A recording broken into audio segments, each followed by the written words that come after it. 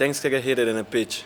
And every team is competitive and wants to win. But whether our teams win or lose, sporting events lead to spikes in violence against women and children. 1 in 4 women will experience domestic violence in her lifetime. 2 women are killed every week by a current or former partner. And this could be your mom, your daughter, your sister. In support of the White Ribbon campaign, we are showing domestic abuse the red card. Domestic abuse doesn't just mean physical violence. It can be any incident of controlling, coercive or threatening behaviour. This can be psychological, physical, sexual, financial and emotional abuse. It can be controlling your daily routine. It can be making you feel you have nowhere to go. It can be making you feel worthless, intimidated and alone. It can be stalking. We are blowing the whistle on any form of domestic abuse. My son was killed due to domestic violence.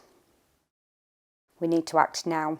Take the white ribbon promise with us and agree to. Never commit, excuse or remain silent about male violence against women.